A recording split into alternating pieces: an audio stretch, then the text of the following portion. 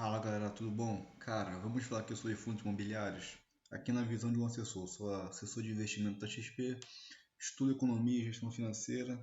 Então a minha ideia é trazer uma visão mais de dentro do mercado para vocês. Já que eu vejo tanta gente falar mal de assessor, então vamos colocar para fora também o que a gente sabe, se é que a gente sabe alguma coisa, né? Vamos botar à prova. Cara, quando a gente fala sobre fundos imobiliários de lajes, a gente tem que entender que estamos vindo do cenário de 2024, onde teve uma alta do IFIX e depois teve uma queda acentuada. E o setor de lajes foi um setor que sentiu bastante isso aí. Então vamos falar, vou desmiuçar para vocês o que é bom e o que é ruim para o setor de lajes, beleza? Então deixa eu abrir aqui um Word aqui. Eu vou tentar fazer o vídeo sem corte para poder ficar um pouquinho mais orgânico e facilitar. Então, para o setor de laje, o que é bom, o que facilita? Setor de lajes. O que é bom para esse setor? O que vai fazer ele ficar positivo, ser bom para nós investidores? Uma das coisas é o crescimento econômico. Deixa eu consertar o acento aqui que eu tenho um toque. Ou seja, o crescimento econômico como o seguinte: quando a economia está aquecida, quando tem muito maior demanda por escritório, isso impulsiona a ocupação dos aluguéis. Então, quando a economia maior demanda pelos escritórios. Vou tentar ser um pouquinho breve para a gente entrar no assunto logo de uma vez. Outra coisa que ajuda muito o setor de escritórios é a baixa vacância. Por que a baixa vacância? Quando há pouca disponibilidade de lajes para locação, os aluguéis acontece o quê? Começa a subir. E isso beneficia quem? Os FIIs. Então, quando há baixa vacância, quando há pouca disponibilidade de lá, o preço sobe, beneficiando os FIIs. É aquela lei da oferta e da demanda.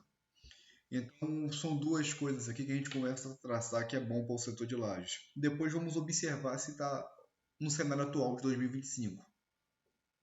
Outra coisa que é bastante positiva é a localização privilegiada. Se a localização do imóvel for boa, por que eu estou fazendo nesse Word aqui? Para ficar um pouquinho mais didático e para quem quiser tirar um print depois ou anotar junto, vai ficar mais fácil. Então, por exemplo, os imóveis de São Paulo. São Paulo é muito bom para essa questão. Faria Lima, por exemplo, são muito bons, onde tem a maior demanda de valorização, onde tem imóveis com áreas bem localizadas em regiões estratégicas. Ou seja, eu vou colocar aqui localização estratégica. Isso aqui são bons fundamentos para quem vai procurar algum fundo observar. Por exemplo, um bom fundo de lajes atualmente é o PVBI 11, onde você pode observar o portfólio dele ali e enxergar que é bom e ele está em localizações justamente assim. Está tendo um crescimento econômico, está tendo uma baixa de vacância, tem uma localização privilegiada, então isso é bom. Outra coisa que é bom e é bastante interessante observar são os contratos longos. Porque quando os contratos são longos e se eles são reajustados pelo GPM, ou seja, indexado à inflação, ele protege a receita do fundo. Então isso é ótimo. Então, são esses 4 pontos aqui que a gente pode observar que são os pontos interessantes para o crescimento econômico de um fundo imobiliário, para o crescimento do setor de lajes aqui. Então, o que é contrário a isso? Justamente o oposto. A alta da vacância, uma crise econômica, o aumento das taxas de juros, como a Selic, atrapalha. O crescimento do home office atrapalha o setor de lajes.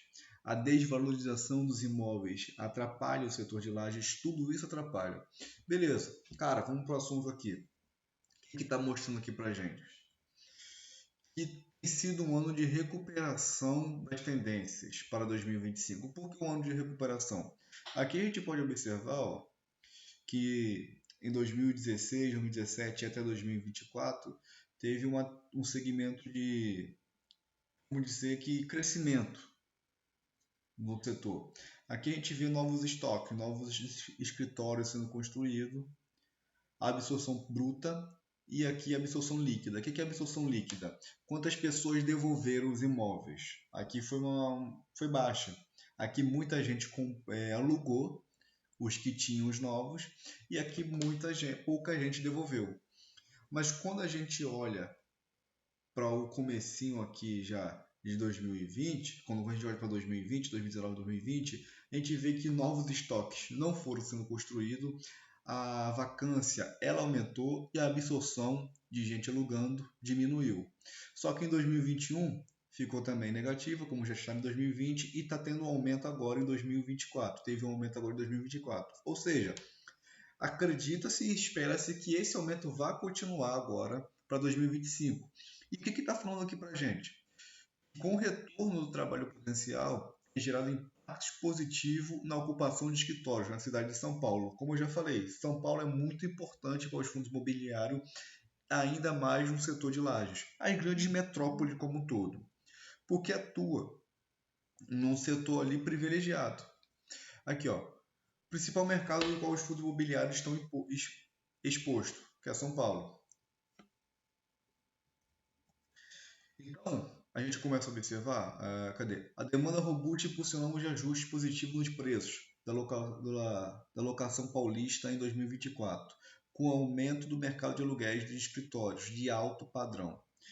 Aqui tem uma imagem que mostra aqui, ó, o preço pedido e ocupações em alta da região Prêmio. Aqui a classe A amarela, classe A+, classe A, classe B e as ocupações. Aqui a gente vê que a classe A+, tem voltado a ter bastante ocupação nesse setor.